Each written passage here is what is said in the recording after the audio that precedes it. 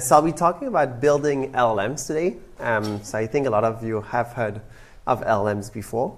But just as a quick recap, LLMs, standing for large language models, are basically all the chatbots that you've been hearing about recently. So ChatGPT from OpenAI, Claude from Anthropic, Gemini, and Llama, and other type of models like this.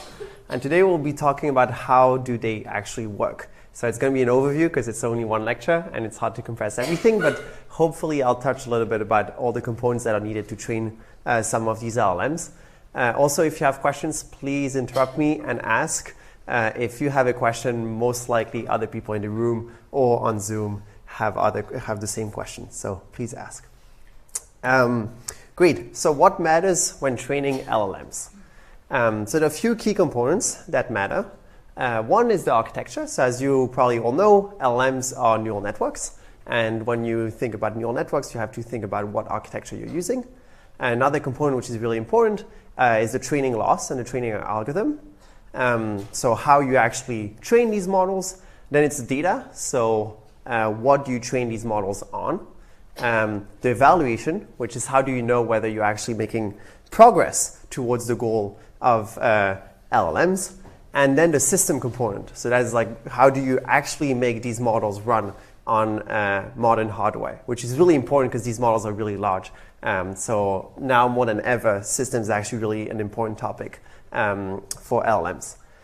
So those 5 components, you probably all know that LLMs, and if you don't know, LLMs are all based on transformers, or at least some version of transformers. I'm actually not going to talk about the architecture today. One, because I gave a CL lecture on transformers a few weeks ago. And 2, because you can find so much information online on transformers. But I think there's much less information about the other 4 topics, so I really want to talk about those. Another thing to say is that most of academia actually focuses on architecture and training algorithm and losses. As academics, and I've done that for a big part of my career, is simply we like thinking that this is like we make new architectures, new models, and it seems like it's very important. But in reality, honestly, what matters in practice is mostly the 3 other topics. So data evaluation and systems, which is what most of industry actually focuses on. So that's also one of the reasons why I don't want to talk too much about the architecture, because really the rest is super important. Great, so overview of the lecture. I'll be talking about pre-training. So pre-training, you probably heard that word. This is the general word. This is kind of the classical language modeling paradigm, where you basically train a language model to essentially model all of internet. And then there's a post-training, which is a more recent paradigm, which is taking these large language models and making them essentially AI assistants. So this is more of a recent trend since ChatGPT. So if you ever heard of GPT-3 or GPT-2, that's really pre-training land. If you heard of ChatGPT, which you probably have, this is really post-training land. So I'll be talking about both, but I'll start with pre-training. And specifically, I'll talk about what is the task of pre-training LLMs and what is the laws that people actually use. So language modeling, this is a quick recap. Language models at a high level are simply models of probability distribution over sequences of tokens or of words. So it's basically some model of P of x1 to xl, where x1 is basically word 1 and xl is the last word in the sequence or in the sentence. So very concretely, if you have a sentence like the mouse ate the cheese, what the language model gives you is simply a probability of this sentence being uttered by a human or being found online. So if you have another sentence like the mouse ate cheese, here there's grammatical mistakes, so the model should know that this should have some syntactic knowledge, so it should know that this has less likelihood of appearing online. If you have another sentence like the cheese ate the mouse, then the model should hopefully know about the fact that usually cheese don't eat mouse. So there's some semantic knowledge, and this is less likely than the first sentence. So this is basically at a high level what language models are. One word that you probably have been hearing a lot in the news are generative models. So this is just something that can generate models that can generate sentences or can generate some data. The reason why we say language models are generative models is that once you have a model of a distribution, you can simply sample from this model, and now you can generate data. So you can generate sentences using a language model. So the type of models that people are all currently using are what we call autoregressive language models. And the key idea of autoregressive language models is that you take this distribution over words and you basically decompose it into the distribution of the first word, multiplied by the distribution of, or the likelihood of the distribution of the second word given the first word, multiplied by p of the third word given the first two words. So there's no approximation here. This is just the chain rule of probability, which you hopefully all know about. Really no approximation. This is just one way of modeling a distribution. So slightly more concisely, you can write it as a product of p's of the next word given everything which happened in the past, so of the context. So this is what we call autoregressive language models. Again, this is really not the only way of modeling distribution. This is just one way. It has some benefits and some downsides. One downside of autoregressive language models is that when you actually sample from this autoregressive language model, you basically have a for loop, which generates the next word, then conditions on that next word, and then regenerate the other word. So basically, if you have a longer sentence that you want to generate, it takes more time to generate it. So there are some downsides of this current paradigm, but that's what we currently have. So I'm going to talk about this one. Great. So autoregressive language models. At a high level, what the task of autoregressive language model is simply predicting the next word, as I just said. So if you have a sentence like she likely prefers, one potential next word might be dogs. And the way we do it is that we first tokenize. So you take these words or subwords, you tokenize them, and then you give an ID for each token. So here you have 1, 2, 3. Then you pass it through this black box. As I already said, we're not going to talk about the architecture. You just pass it through a model, and you then get a distribution, a probability distribution over the next word or over the next token. And then you sample from this distribution, you get a new token, and then you detokenize. So you get a new ID, you then detokenize, and that's how you basically sample from a language model. One thing which is important to note is that the last two steps are actually only needed during inference. When you do training, you just need to predict the most likely token, and you can just compare to the real token which happened in practice, and then you basically change the weights of your model to increase the probability of generating that token. Great. So autoregressive neural language models. So to be slightly more specific, still without talking about the architecture, the first thing we do is that we have all of these. Oh, sorry. Yes. On the previous slide, when you're predicting the probability of the next token, does this mean that your final output vector has to be the same dimensionality as the number of tokens that you have? Yes. And how do you deal with if you have more tokens, if you're adding more tokens to your corpus over time or something? Yeah. So we're going to talk about tokenization actually later. So you will get some sense of this. You basically can't deal with adding new tokens. I'm kind of exaggerating. There are methods for doing it, but essentially people don't do it. So it's really important to think about how you tokenize your text, and that's why we'll talk about that later. But it's a very good point to notice that you basically, the vocabulary size, so the number of tokens that you have, is essentially the output of your language model. So it's actually pretty large. Okay, so autoregressive neural language models. First thing you do is that you take every word or every token, you embed them, so you get some vector representation for each of these tokens. You pass them through some neural network. As we said, it's a transformer. Then you get a representation for all the words in the context. So it's basically a representation of the entire sentence. You pass it through a linear layer, as you just said, to basically map it to the number, so that the number of outputs is the number of tokens.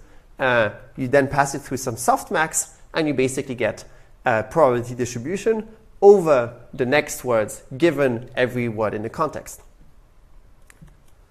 And the laws that you use is basically, it's essentially a task of classifying the next token. So it's a very simple kind of machine learning task. So you use the cross-entropy laws, where you look at the actual target that happened, which is a target distribution, which is a one-hot encoding, which here in this case says, I saw the real word that happened is cat. So that's a one-hot distribution over cat, and here this is the actual, do you see my mouse? Oh yeah, this is the distribution that you generated, and basically you do cross entropy, which really just increases the probability of generating cat and decreases all the probability of generating all the other tokens. One thing to notice is that, as you all know, again, this is just equivalent to maximizing the text log likelihood, because you can just rewrite the max over the probability of this autoregressive language modeling task as just being this minimum over, I just added the log here, and minus, which is just the minimum of the loss, which is the cross-entropy loss. So basically minimizing the loss is the same thing as maximizing the likelihood of your text. Any questions?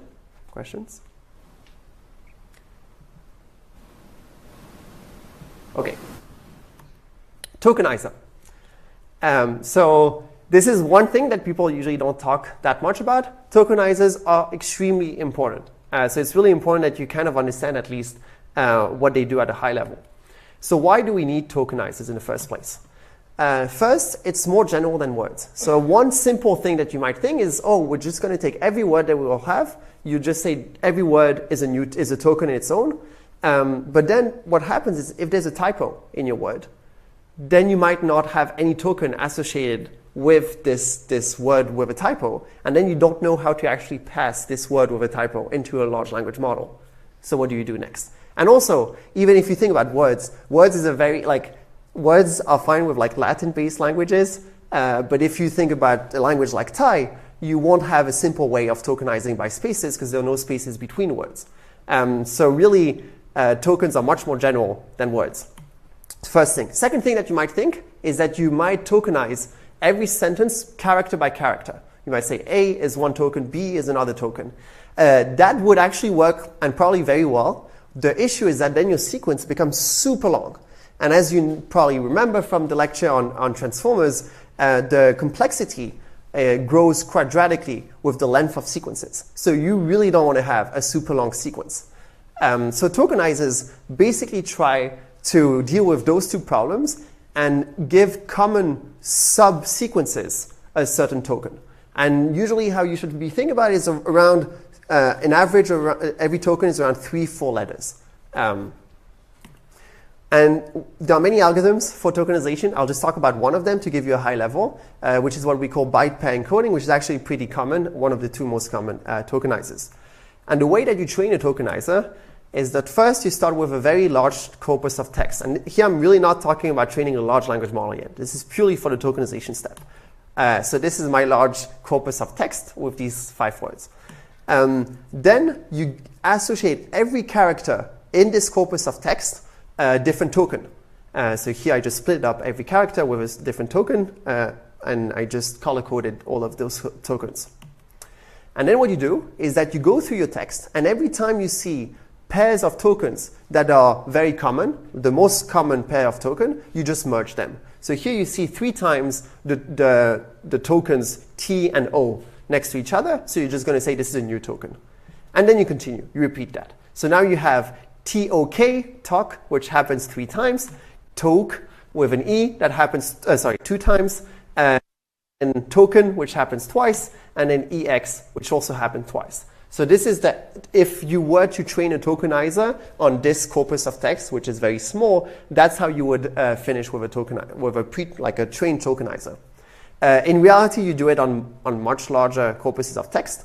And this is the real tokenizer of, actually, I think this is GPT-3 or ChatGPT. And here you see how it would actually separate these words. So basically, you see the same thing as what we gave in the previous example. Token becomes its own token. So tokenizer is actually split up into 2 tokens, token and izer. So yeah, that's all about tokenizers. Any question on that? Yeah. How do you deal with spaces and how do you deal with punctuation? Yeah, so actually there's a step before tokenizers, which is what we call pre-tokenizers, which is exactly what you just said. So this is mostly, in theory, there's no reason to deal with spaces and punctuation separately. You could just say every space gets its own token, every punctuation gets its own token, and you could just do all the merging. The problem is that, so there's an efficiency question. Actually, training these tokenizers takes a long time. So you're better off because you have to consider every pair of token. So what you end up doing is saying if there's a space, this is very, like pre-tokenizers are very English specific. You say if there's a space, we're not going to start looking at the token that came before and the token that came afterwards. So you're not merging in between spaces. But this is just like a computational optimization. You could theoretically just deal with it the same way as you deal with any other character. And yeah. When you merge tokens, do you delete the tokens that you merged away, or do you keep the smaller tokens that you merged? You actually keep the smaller tokens. I mean, in reality, it doesn't matter much because usually on large corpus of text, you will have actually everything. But you usually keep the small ones. And the reason why you want to do that is because if in case there's as we said before, you have some grammatical mistakes or some typos, you still want to be able to represent these words by character. So yeah. Yes? Are the tokens unique? So, I mean, say in this case, TOKEN, is there only one occurrence, or do you need to leave multiple occurrence so they could take on different meanings or something? Oh, I see what you say. No, it's every token has its own unique ID. This is a great question. For example, if you think about bank, which could be bank for like money or bank like water, it will have the same token, but the model will learn, the transformer will learn that based on the words that are around it, it should associate that. I'm being very hand-wavy here, but associate that with a representation that is either more like the bank money side or the bank water side. But that's the transformer that does that. It's not a tokenizer. Yes? Yeah, so you mentioned during tokenization, keep the smaller tokens you started with, right? Like, if you start with a T, you keep the T and then you build your tokenizer to the extent that you can now encode token. So let's say maybe you didn't train on token, but like in your data, you are trying to encode token. So how does the tokenizer know to encode it with token or to read a T? It's a great question. You basically, when you tokenize, so that's after training of the tokenizer, when you actually apply the tokenizer, you basically always choose the largest token that you can apply. So if you can do token, you will never do T. You will always do token. But there's actually, so people don't usually talk that much about tokenizers, but there's a lot of computational benefits or computational tricks that you can do for making these things faster. So I really don't think and honestly, I think a lot of people think that we should just get away from tokenizers and just kind of tokenize character by character or bytes by bytes. But as I said, right now there's this issue of like length. But maybe one day, like in 5 or 10 years, we'll have different architectures that don't scale quadratically with the length of the sequence, and maybe we'll move away from tokenizers. So can you share with us the drawback? Why do people want to move away from the tokenizer? Yeah, so think one good example is math. If you think about math, actually numbers right now are not tokenized. So for example, 327 might have its own token, which means that models, when they see numbers, they don't see them the same way as we do. And this is very annoying because the reason why we can kind of generalize with math is because we can deal with every letter separately, and we can then do composition, where you know that basically if you add stuff, it's the same thing as adding every one separately plus like whatever the unit that you add. So they can't do that. So then you have to do like special tokenization.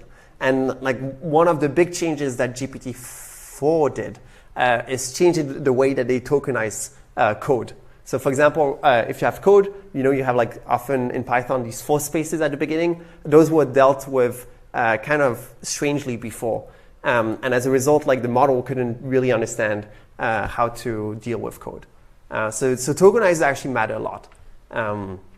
Okay, so I'll move on right now, but we can come back later on tokenizers. Great. So we talked about the task, the loss, the tokenizer. Let's talk a little bit about evaluation.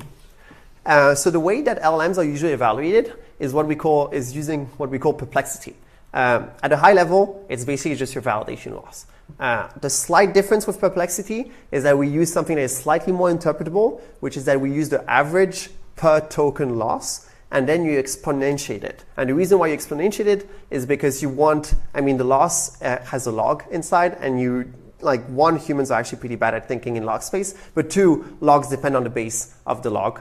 While when you exponentiate, you basically have everything in the kind of the vocabulary size unit.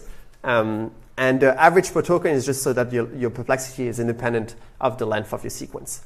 So perplexity is just 2 to the power average of the loss of the sequence. So perplexity is between 1 and the length of the vocabulary of your tokenizer. 1, it's simply, well, if you predict perfectly the thing which every word, then every word will have basically product of ones. So the best perplexity you can have is 1. If you really have no idea, you basically predict with 1 divided by size of vocabulary, and then you do simple math and you basically get perplexity of size of vocabulary. So the intuition of perplexity is that it's basically the number of tokens that your model is kind of hesitating between. So if your model is perfect, it doesn't hesitate, it knows exactly the word. If it really has no idea, then it hesitates between all of the vocabulary. So perplexity really improved. That's perplexity on a standard data set between 2017 and 2023. It went from a kind of 70 tokens to less than 10 tokens over these 5-6 years. So that means that the models were previously hesitating between 70 words every time it was generating a word, and now it's hesitating between like less than 10 words. So that's much better. Perplexity is actually not used anymore in academic benchmarking, mostly because it depends on the tokenizers that you use. It depends on the actual data that people are evaluating on, but it's still very important for development of LLMs. So when you actually train your own LLM, people will still really look at the perplexity. One common other way, and now more common in academia, of evaluating these LLMs is just by taking all the classical NLP benchmarks, and I'll give you a few examples later, and just kind of aggregating everything. So collect as many automatically evaluatable benchmarks and just evaluate across all of them. So one such, or actually 2 such benchmarks are what we call Helm, which is from Stanford. Another one is the Hugging Face Open LLM Leaderboard, which are probably the two most common ones right now.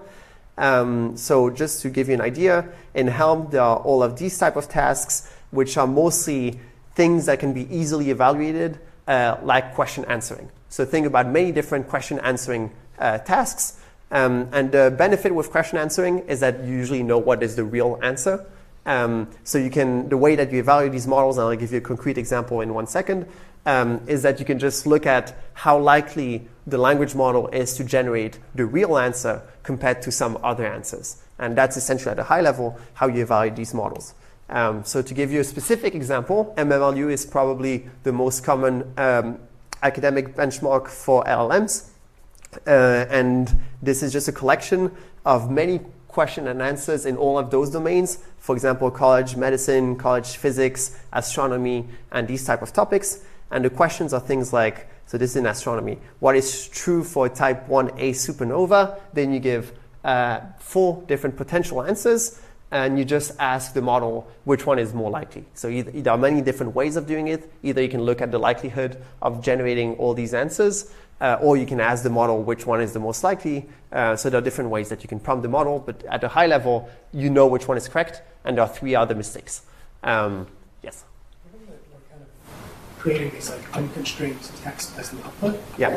how do you evaluate a model if it gives something that's, semantically completely identical, but is not the exact tokens that you expect? Yeah, so that's a great question. I'll talk more about that later. Here in this case, we don't do unconstrained. So the way you would evaluate MMLU is basically either you ask the first question, and then you look at the likelihood of the model generating A, the likelihood of the model generating B, C, and D, and you look at which one is the most likely. Or you can ask the model, out of A, B, C, D, which one is the most likely, and you look at whether the most likely next token is A, B, C, or D. So you constrain the model to say it can only answer these 4 things. When you say you constrain the model, do Yeah. you mean you constrain it with the prompt, or do you mean that of its whole probability distribution that it outputs, you only are comparing the outputs of, like you're only comparing the A token? Yeah. So in the second case I gave you, you would do exactly actually you would do both. You would prompt the model saying A, B, C, or D, plus you would constrain to only look at these 4 tokens. In the first case, you don't even need to generate anything. So in the first case, you literally just look, given that it's a language model, it can give a distribution over sentences. You just look at what is the likelihood of generating all of these words. what is the likelihood of generating the second choice. And you just look at whether the most likely sentence is actually the real answer. So you don't actually sample from it, you really just use P of X1 to XL. Does that make sense? That being said, evaluation of open-ended questions is something we're going to talk about later, and is actually really important and really challenging. Yes? Earlier you mentioned that metrics like perplexity are not like usually used because it depends on like how you do your tokenization, some design choices. I was wondering if you could speak more to that. Oh, yeah. So think about perplexity. I told you perplexity is between 1 and vocabulary size. So now imagine that ChatGPT uses a tokenizer that has like 10,000 tokens, but Gemini from Google uses a tokenizer that had 100,000 potential tokens. Then actually the Gemini one will have, like the upper bound of the perplexity that you can get is actually worse for Gemini than for ChatGPT. Does that make sense? So that's just an idea. It's actually a little bit more complicated than that, but there's just like one first order bit of where you can see that the tokenizer actually matters. Great. Okay, so evaluation challenges, there are many. I'll just talk about 2 really briefly. One, as I told you, there are 2 ways of doing evaluation for these MMLUs. Actually, there are many more than 2, but I gave you 2 examples. And it happens that for a long time, even though that was a very classical benchmark that everyone used, actually different companies and different organizations were actually using different ways of evaluating MMLU, and as a result, you get completely different results. For example, Llama 65B, which was the first model of Meta in the Llama series, had on Helm 63.7 accuracy, but on this other benchmark had like 48.8. So really the way that you evaluate, and this is not even talking about prompting, this is really just kind of the way that you evaluate the models. Prompting is another issue. So really there are a lot of inconsistencies. It's not as easy as it looks. First thing. Yeah, sorry. How can we make sure that all these models aren't trained on the benchmark? Okay. Second thing. This is a great question. Chain test contamination. This is something which I would say is really important in academia. Given that the talk is mostly about training large language models, for companies it's maybe not that important because they know what they trained on. For us, we have no idea. So for us, it's a real problem. So there are many different ways of trying to test whether the test set was actually in the training set. One kind of cute trick that people in the lab, on Tatsu's lab have found is that what you can do is that given that most of the data set online are not randomized, you can just look at, and that language models, what they do is just predict the next word. You can just look at the entire test set. What if you generate all the examples in order versus all the examples in a different order? And if it's more likely to generate the thing in order, given that there's no real order there, then it means that probably was in the training set. Does that make sense? So there are many, that's like one of them. There are many other ways of doing it. Chain test contamination, again, not that important for development, really important for academic benchmarking. Great. So there are many other challenges, but I'll move on for now. Great. Data.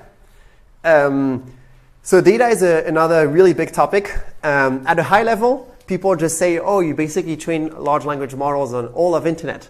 What does that even mean? Or people sometimes say all of clean internet, which is even less defined. So internet is very dirty and really not representative of what we want in practice. If I download a random website right now, you would be shocked at what is in there. It's definitely not your Wikipedia. So I'll go really briefly on like what people do. I can answer some questions, but I mean, data is on its own is a huge topic. Basically, first, what you do is download all of internet. What that means is that you use web crawlers that will go on every web page on internet or every web page that is on Google, and that is around 250 billion pages right now. and that's around 1 petabyte of data. So this is actually a common crawl is one web crawler. So people don't usually write their own web crawlers. What they do is that they use standard web crawlers, and common crawl is one of them that basically every month adds all the new websites that were added on internet that are found by Google, and they put it in a big, basically a big data set. So that's on common crawl, you have around 250 billion pages right now. So 1e6 gigabytes of data. Once you have this, so this is a random web page, like literally random from this common crawl. And what you see is that one, it really doesn't look at type of things that you would usually see, but actually, so this is an HTML page. It's hard to see, but if you look through, you will see some content. For example, here, Test King World is your ultimate source for the System X high performance server, and then you have 3 dots, so you don't even, the sentence is not even finished. That's how random internet looks like. So of course, it's not that useful if you just train a large language model to generate things like this. So what are some of the steps that are needed? First one, you extract the text from the HTML. So that's what I just tried to do by looking at basically the correct tags. There are a lot of challenges through this. For example, extracting math is actually very complicated, but pretty important for training large language models. Or for example, boilerplates. A lot of your forums will have the same type of headers, the same type of footers. You don't want to repeat all of this in your data. Then you will filter undesirable content. So not safe for work, harmful content, PII. So usually every company has basically a blacklist of websites that they don't want to train their models on. That blacklist is very long. And you basically say, if it comes from there, we don't train on this. There are other ways of doing these things, is that you can train a small model for classifying what is PII, removing these things.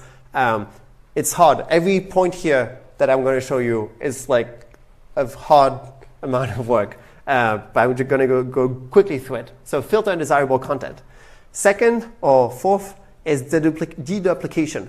As I said, you might have things like headers and footers in forums that are always the same. You want to remove that. Another thing that you might have is a lot of URLs that are different but actually show the same website. And you might also have a lot of like paragraphs that come from like common books that are basically deduplicated 1,000 times or 10,000 times on internet. So you have to deduplicate. Also very challenging because you have to do that at scale. Once you do deduplication, you will do some heuristic filtering. You will try to remove low quality documents. The way you do that are things like rules-based filtering. For example, if you see that there are some outlier tokens, if the distribution of tokens in the website is very different than the usual distribution of tokens, then it's probably some outlier. If you see that the length of the words in this website is super long, there's something strange going on that website. If you see that the website has only 3 words, maybe is it worth training on it? Maybe not. If it has like 10 million words, maybe there's something also wrong going on that page. So a lot of rules like this. Yes? Why do we filter out undesirable content from our data set instead of kind of putting it in as like a supervised loss? Right? Like, can we not just say like, you know, here's this like hate speech website, let's actively penalize the model for generating it? We'll do exactly that, but not at this step. That's where the post-training will come from. Pre-training, the idea is just to say, I want to model kind of how humans speak, essentially. And I want to remove all these like headers, footers, and menus and things like this. But it's a very good like idea that you just had, and that's exactly what we'll do later. Next step, model-based filtering. So once you've filtered a lot of data, what you will do, so that's actually a very cute trick. You will take all of Wikipedia and you will look at all the links that are linked through Wikipedia pages. Because probably if something is referenced by Wikipedia, it's probably some high quality website. And you will train a classifier to predict whether something comes from, whether a document comes from one of these references from Wikipedia or whether it's from the random web. And you will try to basically say, I want more of the things that come from Wikipedia references. Does that make sense? So yeah, so you will train a machine learning model. Usually also very simple models because you need to do that really at scale. I mean, just think about the 250 billion pages. Next one, you will try to classify your data into different domains. You will say, okay, this is entertainment, this is books, this is code, this is like these type of domains. And then you will try to either up or down weight some of the domains. For example, you might say, you might see that actually if you train more on code, then actually your model becomes better on reasoning. So that's something that people usually say in a very hand-wavy way. If you train your model more on code, actually it helps reasoning. So you want to upweight the coding distribution because that helps for general language modeling skills. Books is usually also another one that people usually upweight. Entertainment, they usually downweight. So things like this. Of course, you want to do it, so people used to do it maybe kind of heuristically. Now there's entire pipelines that we'll talk about of how to do these things slightly more automatically. And then at the end of training, usually train, after training on all of this data that we saw, usually train on very high quality data at the end of training your large language model, where you decrease your learning rate. And that basically means that you're kind of overfitting your model on a very high quality data. So usually what you do there is like Wikipedia. You basically overfit on Wikipedia and you overfit on like human data that was collected. The other things like continual pre-training for getting longer context, I'm going to skip over all of these things. But that's just to give you a sense of how hard it is when people just say, oh, I'm going to train on internet. That's a lot of work. And really, we haven't figured it out yet.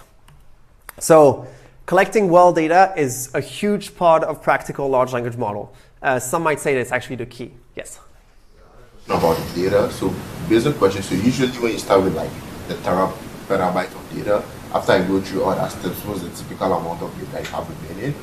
And then like how large a team does it typically take to go through all the data steps you talked about? Sorry, is the question how large is the data after you filter? Yeah, after you filter and then to go through all the steps, how large a team do you need to go through like the other filtration steps you mentioned? How slow is it? Or how many people would you need to be able to do this? Okay, that's a great question. I'm going to somewhat answer about the data, how large is the data set at the end of this slide. For number of people that work on it, that's a good question. I'm actually not quite sure, but I would say, yeah, I actually don't quite know, but I would say it's probably even bigger than the number of people that work on kind of the tuning of the pre-training of the model. So the data is bigger than kind of the modeling aspect. Yeah, I don't think I have a good sense. I would say probably in Llama's team, which have like 70-ish people, I would say maybe 15 work on data. Yeah. All these things, you don't need that many people. You need a lot of compute also. Because for data, you need a lot of CPUs. So yeah, and I'll answer the second question at the end of this slide. So as I just kind of alluded to, really we haven't solved data at all for pre-training. So there's a lot of research that has to be done. First, how do you process these things super efficiently? Second, how do you balance kind of like all of these different domains? Can you do synthetic data generation? That's actually a big one right now. Because we don't have, we'll talk about that later, but we don't have enough data on the internet. Can you use multimodal data instead of just text data? And how does that improve even your text performance? There's a lot of secrecy, because really this is the key of most of the pre-trained large language models. So for competitive dynamics, usually these companies don't talk about how they do the data collection. And also there's a copyright liability issue. They definitely don't want to tell you that they've trained on books, even though they did, because if not, you can sue them. Common academic benchmarks. So that will kind of answer what you asked. It started, so those are the smaller ones.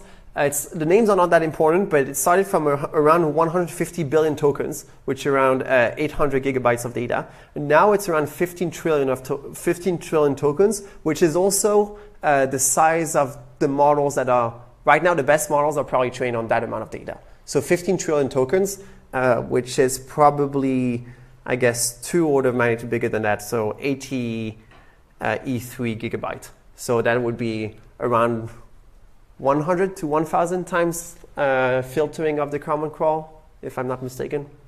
So yeah, One very famous one is the PAL. So this is an academic benchmark of the PAL, and we can just look at what distribution of data they have. It's things like Archive, PubMed Central, which is all the biology stuff. Here it's Wikipedia, you see Stack Exchange, some GitHub, and some books and things like this. Again, this is on the smaller side. So this is, if we look at here, this is on 280B. So in reality, it's like 100 times bigger. So you cannot have that much of GitHub and of Wikipedia. In terms of closed source models, just to give you an idea, Llama 2, it was trained on 2 trillion tokens. Llama 3, 15 trillion tokens, which is currently the best model that we know on how much it was trained on, which is the same thing as this, the best academic or the biggest academic benchmark, which is 15 trillion tokens. GPT-4, we don't really know, but it's probably in the same order of magnitude. Or it's probably around that, actually. It's probably around 13 from leaks, if the leaks are true. Great.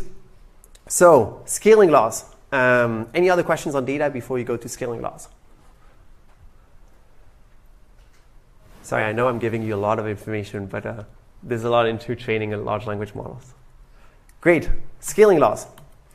So the idea is that what people saw around 2020, or at least from a long time, but they've been able to kind of theoretically show it, or empirically show it since 2020, is that the more data you train your models on, and the larger the models, the better the performance. This is actually pretty different than what you see in this class. In this class, we teach you about overfitting. Overfitting doesn't happen with large language models. Larger models, better performance. It's something that really took a long time for the community who took this type of class to realize. But for the exam, overfitting exists. So, okay, the idea of scaling laws is that if, given that you know that more data and larger models will always give you better performance, can we predict how much better your performance will be if you increase the amount of data and the size of your model? And surprisingly, it works. So here you see 3 plots from a very famous paper called Scaling Laws from OpenAI. Here you see on the x-axis compute. So how much did you train, like how much compute did you spend for training? And here you see test loss. So this is essentially, I mean, it's not perplexity, but it's your validation loss. So it's the log of the perplexity. And if you put these two on log scale, then you see that the performance, or like the scaling law is linear.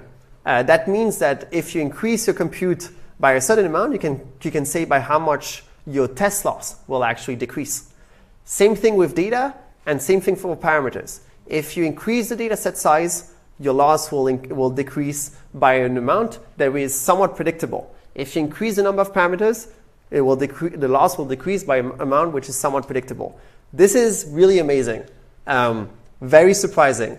I mean, it looks innocuous when you look at these type of plots, but that's crazy because it means that you can predict how well we're going to perform in 2-3 years, depending on how much compute we will add, assuming that these things will hold. There's nothing theoretical about it. Yes? 2 things. One, what is the loss that they're using here? Is this perplexity?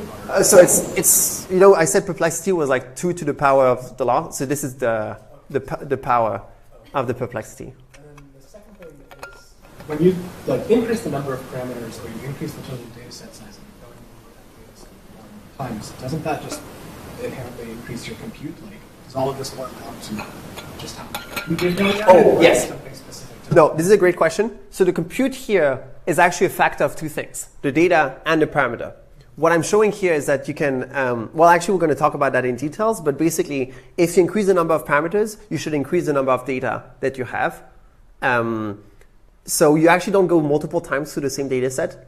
No one does epochs in a large, at least not yet, because we haven't still kind of enough data. So yeah, this is all the same trend, which is increase compute, decrease loss. Yes? Have we seen the numbers for the last 2 years? Or is it still holding? It is still holding. I don't have like good numbers to show you. But it is still holding, surprisingly. Yes?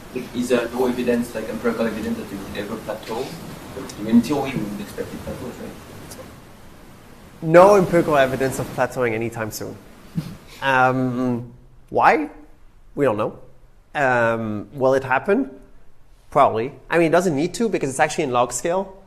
So it's not like as if it had to plateau like mathematically. It could continue decreasing like this. I mean, most people think that it will probably plateau at some point. We don't know when. Okay, so I'll talk more about scaling laws now. So why are scaling laws really cool? Imagine that I give you, you're very fortunate, I give you 10,000 GPUs for this month. What model will you train? How do you even go about answering that question? And I mean, this is a hypothetical, but that's exactly what these companies are faced with. The old pipeline, which was basically you tune hyperparameters on the big models. So let's say I have 30 days. I will train 30 models for 1 day each. I will pick the best one, and that will be the final model that I will use in production. That means that the model that I actually used was only trained for 1 day. The new pipeline is that you first find a scaling recipe. So you find something that tells you, for example, like one common thing is that if you increase the size of your model, you should decrease your learning rate. So you find a scaling recipe so that you know if I increase the size of my model, here's what I should do with some hyperparameters. Then you tune your hyperparameters on smaller models of different sizes. Let's say I will say for 3 days of my 30 days, I will train many different models and I will do hyperparameter tuning on these small models, each of different sizes. Then I will fit a scaling law and try to extrapolate from these smaller models which one will be the best if I train it for much longer. If I train it for a larger model, and then I will train the final huge model for 27 days instead of just 1 day. So the new pipeline is not train things or do hyperparameter tuning on the real scale of the model that you're going to use in practice, but do things on smaller ones at different scales. Try to predict how well they will perform once you make them bigger. I will give you a very concrete example right now. Let's say transformers versus LSTMs. Let's say you have these 10,000 GPUs. You're not sure which one you should be using. Should I be using a transformer-based model or an LSTM-based model? What I will do is I will train transformers at different scales. So here you see different parameters on the x-axis. Y-axis is my test loss. I will then train different LSTMs at different scales. Once I have these points, I will see, it kind of fits a scaling law. I will fit my scaling law, and then I will be able to predict, if I had 10 times more compute, here's how well it would perform. For the LSTM, it's actually slightly less linear for the LSTM, but like you could probably try to predict where you would end up. And clearly from this plot, you would see that transformers are better. One thing to notice when you read these type of scaling laws is that there are two things that are important. One is really your scaling rate, which is kind of the slope of the scaling law. The other thing is your intercept. Like you could start worse, but actually become better over time. It just happens that LSTMs are worse for both. But I could show you another one where things you can predict that actually after a certain scale, you're better off using that type of model than others. So that's why scaling laws are actually really useful. Any questions on that? Yeah. So these are all kind of very, how sensitive are these to like small differences in architecture? Like one like transformer architecture versus another transformer architecture. Do you basically have to like fit your own curve and basically say like, scaling laws tell me this should be some like logarithmic function. Like let me extrapolate that for my own specific architecture. Yeah. So usually, for example, if you're an academic and you want to, now at least, that's like pretty recent, and you want to propose a new like activation, that's exactly what you will do. You will fit a scaling law, show another scaling law with the standard like, I don't know, GELU, and you will say that it's better. In reality, once you start thinking about it in scaling laws terms, you really realize that actually all the architecture differences that we can make, like the small minor ones, all they do is maybe change a little bit the intercept, but really that doesn't matter. Because just train it for 10 hours longer, or like wait for the next GPUs, and these things are really secondary, which is exactly why I was telling you originally, people spend too much time on the architecture and losses. In reality, these things don't matter as much. Data though, if you use good data, you will have much better scaling laws than if you use bad data. So that really matters. Another really cool thing you can do with scaling laws is that you can ask yourself, how to optimally allocate training resources. Should I train larger models? Because we saw that it's better when you train larger models, but we saw that it's also better when you use more data. So which one should I do? Should I just train on more data, a smaller model, or should I train a larger model on less data? So Chinchilla is a very famous paper that first showed this. The way they did it, I want to give you a little bit of a sense of what these plots are. Here you see training loss again. On the x-axis you see parameter differences, parameter size, number of parameters, so the size of the model. And here all these curves are what we call isoflops, which is that all the models on this curve have been trained with the same amount of compute. The way that you do that is that you vary the number of tokens that were trained on and the size of the models, but you vary in such a way that the total compute is constant. Okay, so all these curves that you see with different colors have different amount of computes that were trained on. Then you take the best one for each of those curves. Once you have the best one for each of those curves, you can plot how much flops it was and on which curve were you on, and how much parameters did you actually use for training that specific point. You put that on the log scale again, and now you fit a scaling law again. So now I have something which tells me if I want to train a model of 10 to the power 23 flops, here's exactly the number of parameters that I should be using, 100B. And you can do the same thing with flops and tokens. So now you can predict, if I tell you exactly I have 1 month of compute, what size of model should I be training? Fit your scaling law, and I tell you. Of course, that all looks beautiful. In reality, there's a lot of small things of should you be counting embedding parameters? There's a lot of complexities. But if you do things well, these things actually do hold. So the optimal number of parameters that Chinchilla paper have found is to use 20 tokens for every parameter that you train. So if you add one more parameter, you should train your thing on your model on 20 more tokens. So one caveat here is that this is optimal training resources. So that is telling me if you have 10 to the power 23 flops, or if you have 100, I don't know how much that is, $100 million, or 10, no, that's much less actually. Let's say I have $5 million to train my best model that gets the lowest loss. What would I train on? In reality, these companies need to think about inference also. If you have a smaller model, they will spend less over time. So actually, if you consider the inference cost, you have other papers that try to show that it's around 150 tokens per parameters, because you prefer having a smaller model, because over time you're gonna actually spend less money on inference of these models. So 150 to 1, that's around what the best models are trained on right now, at least the ones that are used in practice in production. Great. Any question on Chinchilla? Great. Oh, sorry. In practice, how expensive is inference for these models relative to training? Actually, very expensive. I will not talk about inference because that would be another entire lecture, but just think about ChatGPT, where they have, I don't know how much it is now, 600 million people that used it. That's a lot. Yeah, so it's actually very expensive. There's a lot of optimization you can do for inference though. And that's an entire other lecture, so I'm going to skip that this time. But it's very interesting.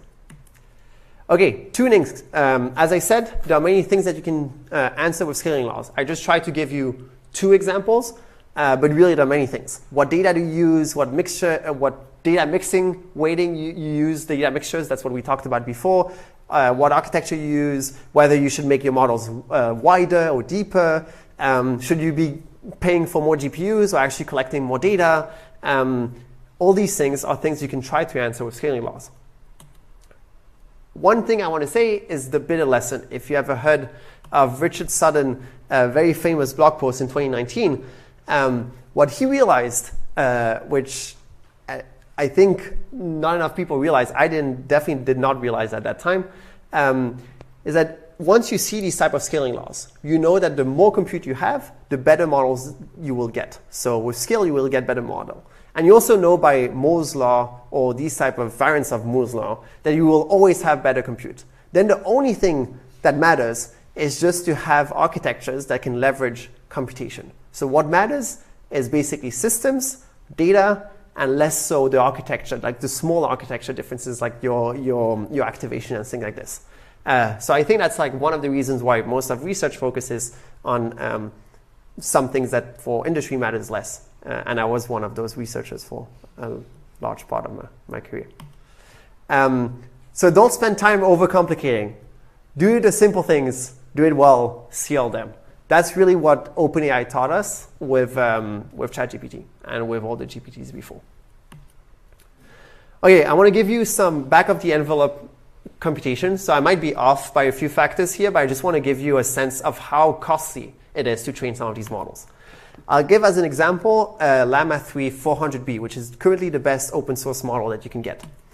It was trained on 15.6 tokens. It has 405 billion parameters. So just now that you know what is like this optimal tokens per parameter, that's around 40. So that's a little bit more than Chinchilla, but less than this like inference optimal model. So they went for training optimality. Flops for this model. So one simple way to compute flops is 6 times the number of parameters times the number of data that you train on. So if you do the simple calculation here, it's 3.8 E25 flops. The reason why this is important is that if you followed a little bit the news, there's an executive order from Biden that basically says that once you have 1 E26 parameters, flops, then you have special scrutiny on your models. So they went 2x less than that. So they really went right below this to not have special scrutiny. So 3.8, I might be off by a little bit, but it's definitely under the 1E26. So P is parameters, N is data, number of tokens. This is just an approximation. Okay, compute. We know that they train it on 16,000 H100s, and we know the throughput. They said it too. So if you do the computation, it takes around 70 days, or 26 million GPU hours. At least that's with my back-of-the-envelope computation. They actually said that they use 30 million instead of 26 million GPU hours.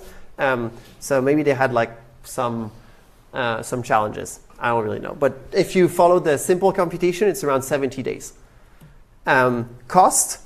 I mean, it's hard to approximate, but I'm just going to say it's kind of the rent. Like, what if I were to rent H100s, that many H100s for that many days? How much will I pay? H100, a lower bound on the renting cost of H100 is around $2 per hour. So if you multiply this by 26 million hours, you get $52 million. So they probably pay less than that, but not actually much less, because all these services that actually rent GPUs, they don't make that much money. So it's probably slightly less, but not that much less. Now salary, I said 50 employees, $500K per year. Yeah, it's probably the right ballpark. 25 million. So if you put all together, around $75 million for training this Llama model. I'm probably off by like 10 million, but that's kind of right ballpark. Carbon emitted. A lot of people might ask, like, also the cost is not the only thing that is important. So I did the computation. It's around 4,000 tons of CO2 equivalent. That is actually only 2,000 return tickets from JFK to London. So right now, carbon emitted is actually not, I mean, it's huge, but it's not like meaningful yet. I think in maybe GPT-6, GPT-7, once you multiply this by 100, that might become a real issue. Right now, it's still not, I think, an issue in the grand scheme of things. Next model, the way you should be thinking about these models is that every new generation, the number of flops essentially multiplies 10x. Or at least that's what they try, if they have enough energy and if they can buy enough GPUs. Great. Any question on these back-of-the-envelope math? Okay. So now we talked about pre-training. I wanted to also chat about systems, because now we know compute is really important. So there's a question of how do you optimize the compute. I will leave that for the end, because I'm not sure how much time we will have. I think it's important, but hopefully I'll be able to talk about it later. It's slightly different than what we've been talking about right now. So I'll move on to post-training for now. So the task of post-training, the reason why we need to do post-training is, as I told you before, it's to make AI assistants. So language modeling is not really the thing that you want when you have an AI assistant. For example, if you ask to GPT-3, which is a purely language model, not an aligned one, if you ask a question like, explain the moon landing to a 6-year-old, the conclusion that you would get is something like, explain the theory of gravity to a 6-year-old. Because what it learned is that on internet, if you have one question, you usually have maybe another bullet point of other similar questions. You don't usually have question and an answer later. This is not what you want from an AI assistant. So how do we do this alignment, which is this post-training and making these models assistants? So the goal of this alignment is to basically get LLMs follow the instructions that are given by users, and maybe some designers' kind of desires. So think about moderation. You don't want the model, like OpenAI definitely doesn't want their model to say stuff that is very toxic. So here you see on the left-hand side that when you ask a question, it actually provides a real answer. So it's not like before the LLM. And on the right-hand side, you see that it would, if you ask to write a tweet describing how a certain part of the population are evil, it will say that it cannot do that. So that's kind of this alignment. The background here is that basically the data that you want for training some of these models is, like, we know what we want, which is just asking humans, this is a question, this is the answer that you want. But the thing is that it's very expensive to collect that data, and it's hard to find it online. In contrast, pre-training data is not what you want, but there's a lot of it. So what we will do, or the main idea, is simply take a pre-trained large language model, pre-trained on all of internet, and then you just fine-tune. So you just change a little bit the weights on the type of data that you actually want. And hopefully, given that you already pre-trained it on all of internet, it basically learns or knows how to speak in English and knows standard language syntax. Then you can really fine-tune it with very little data. Okay, SFT. So supervised fine-tuning is really exactly what I just said, which is the idea of fine-tuning the large language model on basically the desired answers that are collected from humans. So why is it called supervised fine-tuning? Because you basically want to do language modeling on the real answers. So language modeling is this like next word prediction, and that's the fine-tuning part. And then you want to do it on desired answers given by humans. So that's why we call it supervised. So how do we collect this data? Well, I just said it. You just ask humans to tell you this is a question, this is the answer that you would want from some of these models. So this is an example. Sorry, I can't read very well on my computer, but my kid needs to do a science. No, let's read this one. Can you write a short introduction about the relevance of the term monopsony? And then it says monopsony refers to a market structure, blah, blah, blah. And it's a human that wrote that. So actually, this is Open Assistant, which was a way to collect data online by humans. So this type of supervised fine-tuning or alignment is really the key of ChatGPT. This is what made the big jump from GPT-3, which was mostly something that was known by AI researchers, to ChatGPT, which became known by basically everyone. So the problem with human data is that it's very slow to collect and very expensive. So one possible simple idea is to use LLMs to scale data collection. So that's exactly what we did with Alpaca 1 year ago. What we did is that we asked humans, or we used a data set of human question answers. So there were 175 question answers here. And we asked the best model at the time, so TextDaVinci 003, to basically generate many more of these question and answers. So all we did is like, this is what humans would write, now write similar answers and similar questions. and we collected 52,000 LLM-generated question answers. And then what we did is simply we took Llama 7B, which was the best pre-trained model at the time, and we just fine-tuned this with supervised fine-tuning, as I told you, and that's how we got the Alpaca 7B model. And this is the type of data that we collected. So things like, what does algorithm mean? An algorithm is a step-by-step set of instruction used to solve a problem or achieve a goal, blah, blah, blah, blah. So the data is not actually, it's actually pretty good, given that it was LLM generated by LLMs from essentially 2 generations ago. So that really started, at least for us, kind of as an academic replication of ChatGPT. Now there's a big field of like synthetic data generation, of how to use LLMs to basically make development of LLMs faster, and basically by decreasing the amount of human hours that you need. Quantity of data. So we talked about what type of data and how we collect it. One thing which is surprising with SFT is that you don't need that much data. So what this paper showed, this is called Lima, is that if you scale the amount of data that you use from supervised fine-tuning from 2,000 to 32,000, it really doesn't help much. So here, scaling laws definitely don't help. So the intuition here is that all you learn is you learn how to format your desired answers. Another way of saying it is that your pre-trained models, they essentially model the distribution of every user on the internet. One that might write bullet points, another one that might answer question with an answer. So all you tell your model is like, wait, you should actually be optimizing more for this type of user than another one. So you're not actually teaching it, and you're not teaching anything through this SFT, so supervised fine-tuning. All you do is you tell the model to kind of optimize for one type of user that it saw already in a pre-trained data set.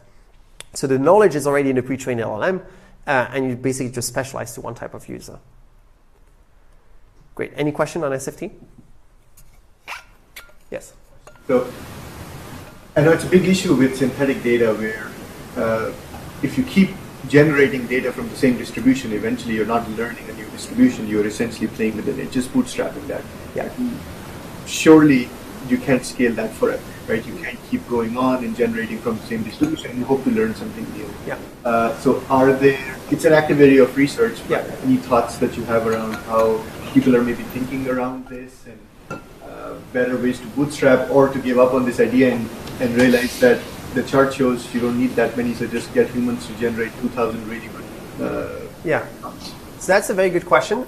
So for the data stuff, so I'm saying it's not that important for SFT, but there will be another thing we'll talk about right after, where actually data does matter.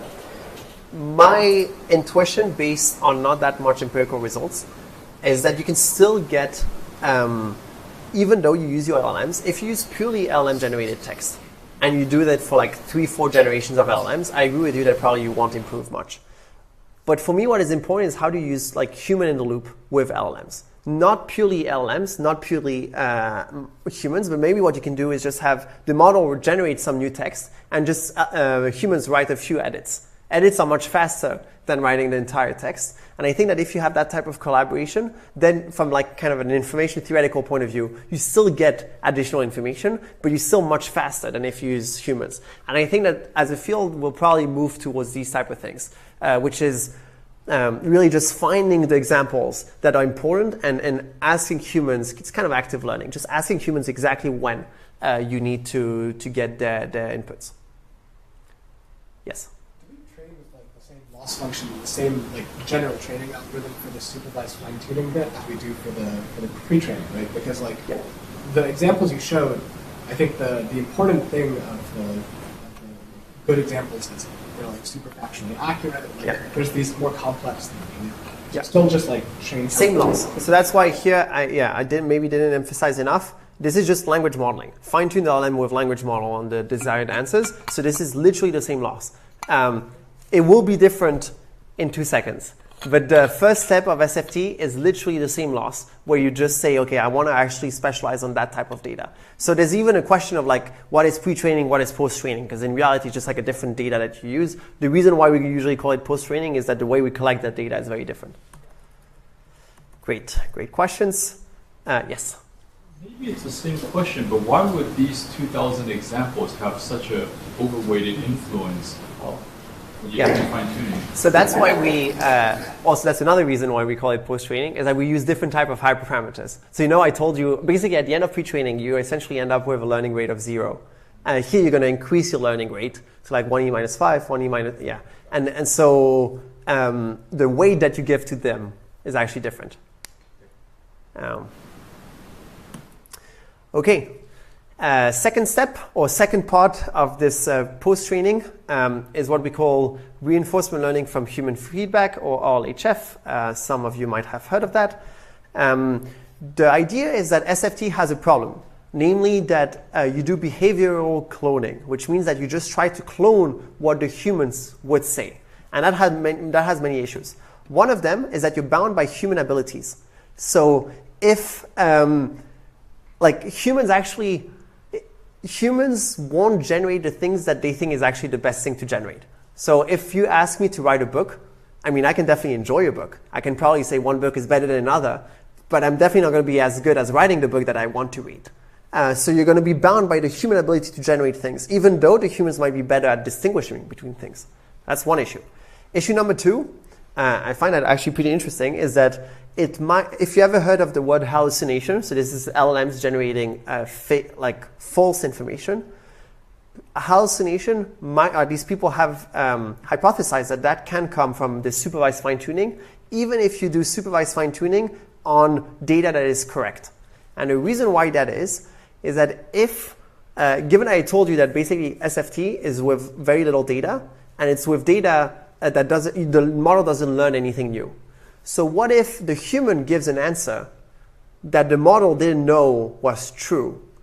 From the model perspective, the human basically is telling the model, generate this thing that seems plausible, but actually I have no idea if it's true or not. So just to give you a very concrete example, if we go back to this monopsony example, can you write blah, blah, blah about monopsony? Imagine that the human wrote a reference on this type of book. And that book might exist. That might be a correct reference.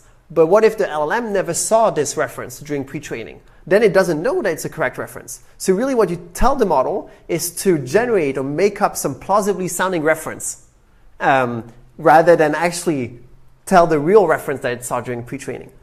So hallucination might be might be caused by this SFT. So that's problem number 2. Does that all make sense? Great. Problem number 3, price. Generating the ideal answers is very pricey. And that comes back to your question of humans writing the entire answer is actually pretty expensive. So that's where RLHF comes in. The idea is that instead of cloning the behaviors of humans, we're going to maximize human preference. And the way we're going to do that, so the pipeline, is that for every instruction, you're going to ask a model to generate 2 answers. And usually use a pretty good model. So you usually don't use an LLM here. You use a SFT fine-tuned. You use a fine-tuned LLM already to give pretty good answers. And then you ask labelers which of these 2 answers was better.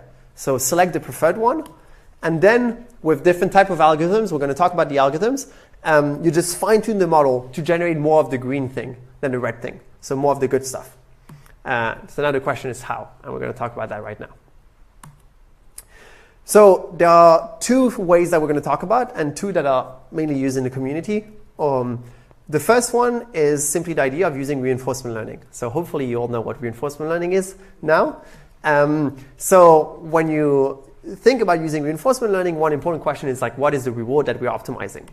So in this case, there are really 2 options that I could think about. The first one, you could just say, I'm going to compare the output generated by some baseline, the output generated by my model, and I'm just going to ask the human to say which one is better, and I'm going to use this as a reward. So if I'm better than the baseline, this is a +1. If not, it's a -1. So now it's binary reward. The problem with binary reward is that it's very sparse, and you don't get much information out of it. Maybe your answer was slightly better. Maybe it was way better, and you don't really know from this how much better it was. So option 2 is that you can train what we call a reward model, which is simply a classifier. So you use machine learning to classify how much better two outputs are from the perspective of the human. So this is a little bit meta, but what you basically do is that you train, you take a reward model R, which is just a large, also a large classifier, and you basically ask this reward model, you give it the input and the actual output that you have, one of the two outputs, and you just exponentiate that, so that's the softmax loss that you all know about, and now you divide by the exponentiated reward on the first example, on the first output, and this is on the second output. And you basically train, so the reason why you do that is that you train your model, you train this reward model to be able to classify how much better one output is to another one. So another slightly less convoluted way of saying it is that your reward model will output some reward that will be used as the logits of your softmax. So now if you have high logits in your softmax, it means that highly likely this output is better. So that's what we call Bradley-Terry model. Yes? Is this reward model going over the entire output, or is it going turkey by turkey? So this takes the entire, this takes the entire output at once. So it takes all the input and all the output, and it gives one number. Yes? Reward model, where would a human be then? Sorry? With the reward model, where would a human be? Like, oh, I see. Okay, sorry, maybe I wasn't clear. You train this reward model to fit this green and red preference from humans. So basically, you train a classifier to say whether the humans prefer red or green. But instead of using the binary reward, which is what the human would tell you, you basically use the logits of the softmax. And the thing with the logits is that logits are continuous. So now you know that if your reward model said it has high logits, then in some ways the human highly preferred this answer to some other answer. Great. So as I just said, continuous information is better. So that's what people use in practice, or at least used to use in practice. I'll tell you about the other algorithm later. So what you do at the end is that you basically try to just use reinforcement learning that you know about. Now we know we have our reward. What you sample through is the generation from your large language model. And then you just use some regularization terms. So the reason why we do this regularization term is for avoiding what we call over-optimization. So this reward model might not be really might not perfectly model human preferences. So you don't want to maximize this thing to essentially infinity. And you do it using PPO, which is a common reinforcement learning algorithm. One thing to note here, because it will be important for later, is that when we use maximum likelihood, now the large language models are actually a policy for your reinforcement learning. It's not maximizing maximum likelihood anymore, which means that you're not modeling any distribution anymore. And the reason why this is important is that models that went through this type of PPO actually don't give you likelihoods of text that are meaningful. Because what you optimize them to do is basically just optimize for generating the most likely thing, not optimize for modeling like all the answers that humans might say. Another way of saying that is that there's nothing that incentivizes here the model to not give a single possible generation. Nothing here says it's good if you have some distribution with some entropy. Okay, if you haven't followed, it's not that important, but just good to know. Great. So PPO is exactly what ChatGPT did originally. So here's on their blog post, or what they have is step 1, do supervised fine-tuning, which now you all know about. Step 2, train a reward model on human preferences. Step 3, do PPO, multiple steps, which is where you see this blue arrow. So you train the model once with the PPO, you collect new data, you continue. And that's exactly what ChatGPT did. That was the big breakthrough between GPT-3 and ChatGPT. One thing to note is that PPO has many challenges. Reinforcement learning is something that's super nice theoretically. In practice, anyone who ever worked with reinforcement learning knows it's such a mess. There's a lot of things like rollouts, outer loops, clipping, so many complications. So it's messy. This is the idealized PPO used for LLM settings. So that's already much more complicated than this expectation we saw before. And in practice, it's actually much more complicated. So we have one implementation of it that we had to do, and I'm not going to go through it. But basically, you have like so much stuff that you have to think about when you implement that type of PPO algorithm. So you have clipping everywhere, you have a lot of complexities, and things are not well documented. All this to say that there was a new method that was proposed also from Stanford 1 year ago called DPO, which is essentially a simplification of PPO. And the way, what they did, or the idea that they have, is that instead of using reinforcement learning, you can just maximize the probability of generating the stuff that you like and minimizing the probability of the stuff that you don't like. So if you think about the human preference, the red and green, maximize green, minimize red. So the loss is actually this one, where what you see, this is simply some log of the model. So this is the likelihood of a model generating the things that the human preferred given the inputs. And what you try to do is basically maximize the likelihood of generating the things that you like, minimize the likelihood of the things that you don't like. All the rest of the terms, here it's not too important. It's actually really not that complicated to understand. But at a high level, it's really just maximizing the things you like, minimizing the rest. And one thing to note, which I was going to say just here, is that actually all the rest is chosen such that the global minima of PPO and the global minima of like this DPO under some assumptions are essentially equivalent. So this is the right thing to do mathematically. I'm not going to go through the derivations, but that's the right thing to do. It's pretty different with PPO in the sense that now with PPO what you had to do is collect the human preferences, then train a reward model with maximum likelihood, then use reinforcement learning. Now all you do is basically maximum likelihood. Much simpler. Yes? I mean, yeah, so it seems like this is A, much simpler, and B, like what you would just intuitively do if you were doing this. Why did they start with this reward model? Like what led them to doing that? I think it's a great question. I don't really know. What I can tell you is that at OpenAI, the people who did basically this who did ChatGPT initially are the ones who actually wrote PPO. And I think they were just like, there are a lot of reinforcement learning people. And I think that for them, it was very intuitive. So there's also some additional like potential benefits. For example, for example, if you use the reward model, the cool thing here with reinforcement learning is that you can use unlabeled data with the reward model. So here you can only use the labeled data for doing DPO. For PPO, you first train your reward model, and then you can use unlabeled data where the reward model will basically label this unlabeled data. So there's additional kind of potential, there could be potential improvements. In practice, it happens that there are none. And I think it's just that a lot of people in this team were reinforcement learning experts, including the main author of PPO, John Schulman. So much simpler than PPO, and it basically performs as well. So now this is the standard thing that people use. At least in the open source community, I believe it's actually the standard also in industry. So that's called DPO.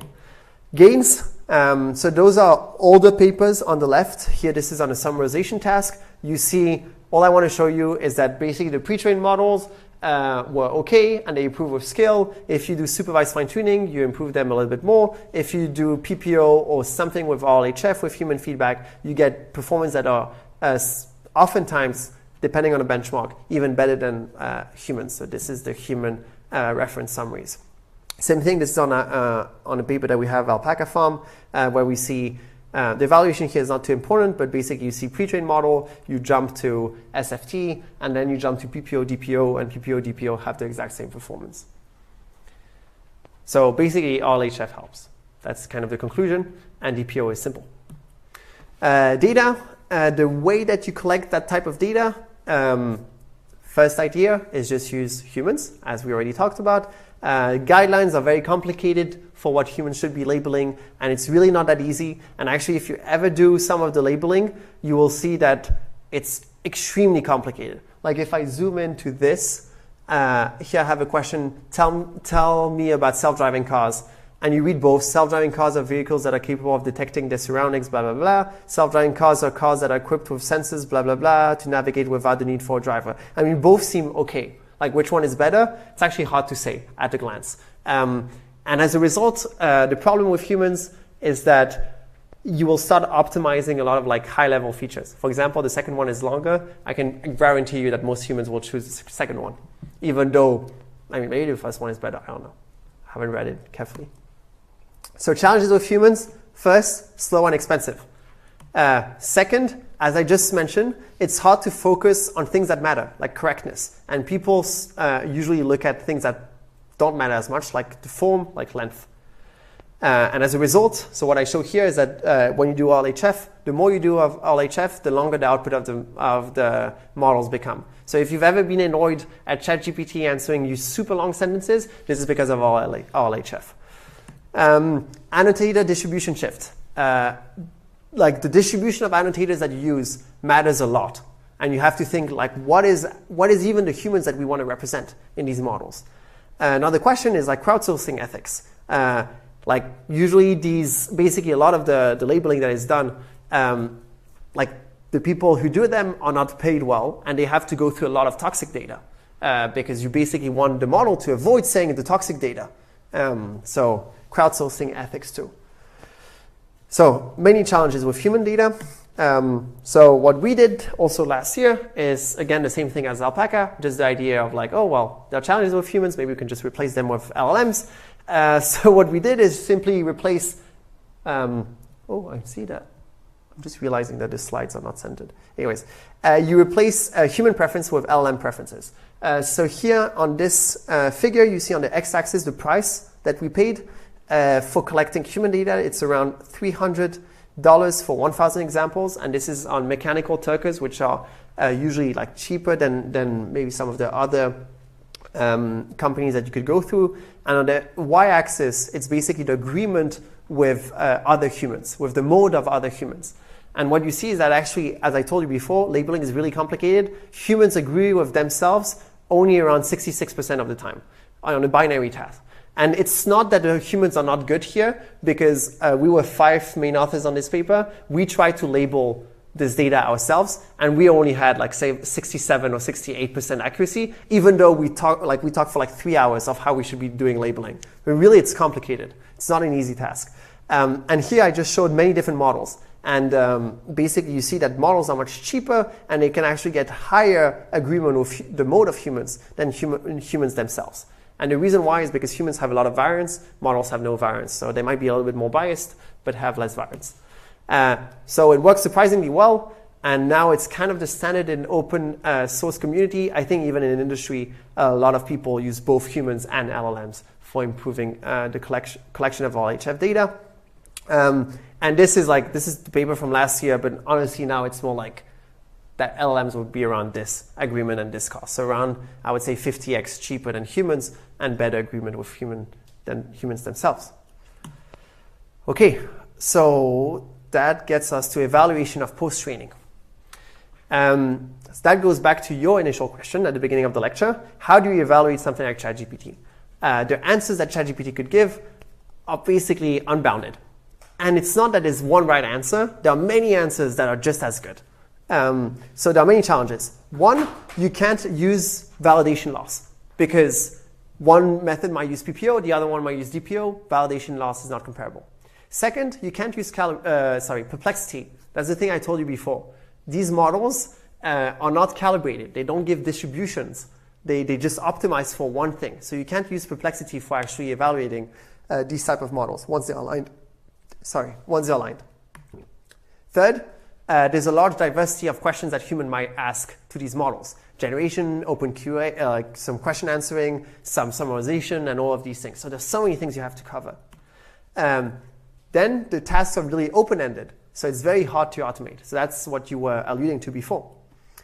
So the idea is that instead of trying to come up with really easily automated benchmarks, it's just we're going to ask questions that users actually ask to these models in practice, and we're just going to ask annotators to say, between these two models, which one is better? Like, what's the better output? So basically, you do the exact same thing as basically the data from RLHF, but you use it now for evaluation. Yes? I'm not sure I understand what you mean by like can't use perplexity not calibrated, right? Like LLM is still doing like next token prediction, right? So why can't perplexity be used? So think about the optimal solution after doing PPO is basically one model that gives you essentially a delta, like basically says that there's only one sentence that could be generated for that question. So now if you use it on something that is slightly semantically different, it would actually give a likelihood of 0 for that answer. So in reality, it's not that extreme, because as you say, it's still a distribution, but it just shows you that there's a fundamental issue with perplexity. Once these models are not LLMs anymore, they were not trained, at least with PPO, they were not trained to do maximum likelihood anymore. They were trained to be policies. Okay, so probably the most common, or like the most common benchmark, or the most trusted one, is what we call Chatbot Arena, which is basically go on internet, have random users on the internet blindly talk with 2 chatbots, just ask many questions, see the 2 answers, and rate which one is better. And you do that over hundreds of thousands of users, and then you get the actual preferences and you get rankings of models. So you can go right now on Chatbot Arena and actually interact with these models. One potential issue, just to highlight, is that while people who want to do these type of things are usually more like tech-driven or like tech-savvy, so a lot of the questions that you will ask are more like tech stuff, discussing software errors, inquiries about AI tools, and all of these things. So another issue is cost and speed. If you really want to use something like this for development process, it will be too costly because you will need to basically pay a lot of humans to do that. So one simple idea is, again, as we said many times, just use LLM instead of humans. You probably know the drill at this point. Steps for every instruction generate outputs by some baseline and the model that you want to evaluate. So here, imagine that I'm comparing an answer from ChatGPT and from Mistral. I'm just asking a model, another model, which one is better, and I just basically average that out. I asked GPT-4 which one is better. I average that out over my entire distribution, over my entire benchmark or data set, and that gives me a win rate, so win probability for one model compared to another one, and now you can rank models. And this is the Alpaca Eval leaderboard. So the benefits of this is that actually we get 98% correlation with Chatbot Arena, so very high correlation with humans. So this is, comparison with correlation with other benchmarks, and it takes less than 3 minutes and less than $10 to run, so it's pretty cheap. There are downsides though. One of them is poorest correlation. So as we already saw before, LLMs prefer, this is one spurious correlation, not many, I'll just talk about one. LLMs prefer longer outputs. Actually, humans also prefer longer outputs, but the problem or the issue once you use LLMs is that once there's bias, you will continue optimizing that. Humans at some point, I can guarantee you, if I ask a simple question and you give me 5 pages of answers, I'll be like, no, I don't like that answer. But LLMs, if they have this bias and they were trained for that, they will continue preferring longer outputs. So here we see the preference just showing that like humans and models prefer longer outputs. And here's another view of the initial Alpaca Eval data set, benchmark, where when we asked, when we rank GPT-4, when we look at the win rate of GPT-4 versus actually GPT-4 itself, if we use the standard GPT-4, it gets 50% kind of by definition because we're comparing GPT-4 versus GPT-4. But if we ask GPT-4 to be slightly more verbose, so we just say in the prompt, be verbose in your answers, then it gets a win rate of 64.4%. So really, there's a huge variance. And if we ask it to be concise, it gets 20%. So there's a huge variance depending on whether you ask it to be concise or verbose. That's very annoying. So one possible solution, which is what we did, is just use some regression analysis. I'm not going to go into details, but basically use causal inference tools to control for length. And right now, actually, length matters much less. So if you ask it to be verbose, you still get some gains, but much less. Great. So that's all about post-training. And now for the next 8 minutes, I might talk about systems or just answer questions. Yes? Can you go back to post-training? In terms of post-training, how did we tune those parameters using the small body of fine-tuning data and have such big effect on the model? You mentioned earlier that is a different set of hyperparameters. Are we changing just some of the weights, the later weights, or all the weights? What's actually happening? Yeah, I kind of skimmed through all of this. You change all the weights. Actually, industry would change all the weights.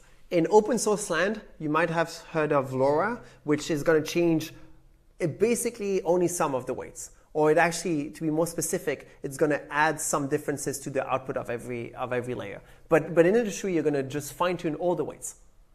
And also to say something else about the data, actually this last step, RLHF, you're usually going to collect a lot more data than with SFT. So if SFT is like 5,000, 10,000, maybe 50,000, with RLHF, I think you're going to be more around like the 1 million order of magnitude. It's still much less than pre-training though.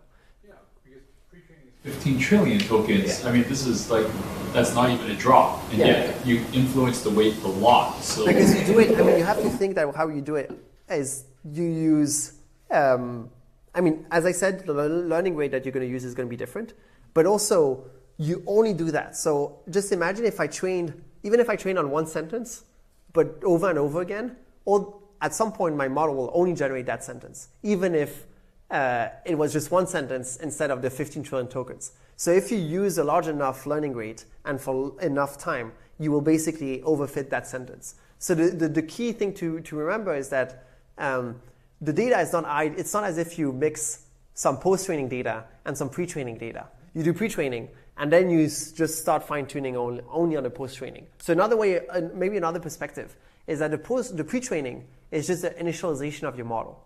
And once you view it that way, that this is just initialization of weights, then there's nothing special. Like, you don't need to remember that you trained on a lot of data before. The only thing that matters is that you had an initialization, and now I actually trained a model.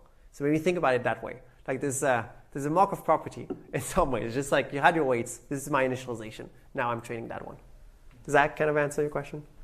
Kind of, but you said something just now about it's almost the equivalence of just rerunning the fine-tuning data many times. Mm-hmm. Is that what actually happens in order to give so much more preference? You might I actually don't know right now how they do it in industry. When we did Alpaca, we had to do 3 epochs. So you did run it 3 times to it.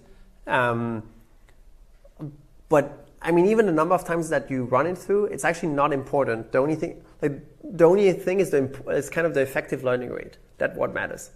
So yeah. Great. So I think I have 5 minutes, right?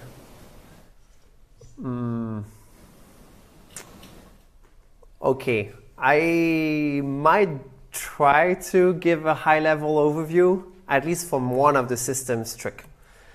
Systems, as we said, for everyone, compute is the huge bottleneck. One question you might ask is, why not buy more GPUs? GPUs are expensive, but also are scarce. Even if you have $10 million right now, you cannot buy the best GPUs. There's also some physical limitations. When you have multiple GPUs, you have to communicate between them. That takes time. So just buying more GPUs is not that easy. So it's really important to think about how do you allocate resources and how do you optimize your pipeline. So system. 101 on GPUs. I'm sorry I'm going slightly faster. I hope that some of you at least can follow. GPUs are basically optimized for throughput. CPUs are optimized for latency. So GPUs, the way you have to think about it is that there's one command that is run on many cores at the same time on different type of data. So this is how you see a GPU. You see there are many different cores. We call them streaming multiprocessors, which is very different than the usual CPU architecture. So just think high throughput parallelization for GPUs. GPUs are optimized for fast matrix multiplication. So every time you will do something on GPU, if you can do it with a matrix multiplication, it's going to be 10 times faster than with anything else. That is a little bit annoying because it means that we are kind of bottlenecked to doing anything with matrix multiplications. Another thing to note with GPUs is that compute has been improving faster than memory and communication. So right now, GPUs usually are hard to keep, like the data that you send to GPUs is actually hard to keep up with the processes. So most of your GPUs are actually going to be idle if you just run normal code, if you don't optimize your code. So communication, and this will continue over time. Another thing to know about GPUs is that there's a memory hierarchy. This is the same thing actually with CPUs, but basically the closer you are to your cores, the less memory there is, but the faster things run. If you're further, more memory, slower. Okay, I'm going to skip that. Okay, actually I'm going to say it. I told you about this, the fact of communication. The metric that people usually look at is model flop utilization. So what is the theoretical maximum that GPU could run at, number of flops that it could use per second, the number of observed throughput divided by this theoretical maximum. And in general, if you reach 50%, you're very happy. Like Facebook, I looked at Llama, was at 45 or something like this. So that means that data doesn't come fast enough, even for these big companies. So one simple trick, and that might be the only one I'm going to tell you about, is low precision. One simple idea is that, well, if I'm going to put my floats in lower precision, then there's going to be fewer bits that I have to send to my GPUs. If there's fewer bits, it's faster communication, lower memory consumption, things are going to go faster. And for deep learning, it just happens that decimal is not that important. So when you do matrix multiplication, when you do, like, for example, SGD, there's already so much noise that if you update something by 0.01 or 0.015, who cares? So basically, instead of using 32 bits per float, which is what people used to use, or 64, for example, which is what you would use in other domains, you use 16 bits for matrix multiplication. So for every float, you use 16 bits. And for training, you have this type of what we call automatic mixed precision, which is that some of the things are in 32 bits, others are in 16 bits. Generally, the way you should be thinking about it is that your weights of your model are stored in 32 bits. But just before the computation, you put everything in 16 bits. Like this, you do computation super fast. And at the end, you update your weights in 32 bits. And the reason why you do all the updates in 32 bits is just think that if your learning rate, for example, is very small, you still want to be able to make a difference in your weights. So all the computation is done in 16 bits, but the weights are actually stored in 32 bits. So that's like the standard way that people are doing it. Okay, I'll actually talk just about this and then I'll skip all the rest. Operator fusion, because I think this is actually pretty cool. As I just said, communication is very slow. And actually, every time you use a PyTorch line, it basically moves variable to global memory of your GPU. So when you have something like this, x.cosine equal x1, and then you do x1.cosine, what is happening behind the scenes is that you take the x, which is data, you ship it to your actual processors of your GPUs, you apply the cosine, you ship it back to the main memory of your GPU, and then you see the next sign, you ship it back to the computer, to the GPU processor, you apply another cosine, and you ship it back again. So another way to see that is that you go from your DRAM, which is your global memory in your GPU, and you ship it to compute, you ship it back for every line. This is a naive way of doing it. This seems very wasteful. So the simple idea of operator fusion is just communicate, do all the computation, ship it back once. And this is exactly what fused kernels are. So if you ever want to make your computations in PyTorch much faster, just apply torch.compile on your model. This is going to make your model around 2 times faster. And what it does is simply that it rewrites your code, your PyTorch code, basically in C++ in CUDA to do the communication only once, then do all the operations, then ship it back. Okay, I'm not going to have time to talk about tiling. Tiling is important. Parallelization is important. And mixture of experts is important. Outlook. There are many things we haven't talked about. We haven't talked about architectures. We definitely haven't talked about inference. There are many other things that are important with LLMs. What is the UI that you use? I mean, arguably ChatGPT, the big novelty was just have a simple UI to use it. Multimodality, what are all the misuses you could have? The fact that there might not be enough data on the internet to train all these models, legality of data collection, so many other things. If you are interested in all these topics, I would suggest 3 classes. CS229 is probably the one that touches the least on LLMs, but it gives some background and historical context of all the LLMs and gives kind of some adjacent material. CS324, I think it's called think it's just called large language models. More in-depth reading and lectures on everything I talked about. CS229, which is large language model from scratch. You actually build your own LLM. It's an amazing class, also given by my 2 supervisors. Very heavy workload, so be careful. Great.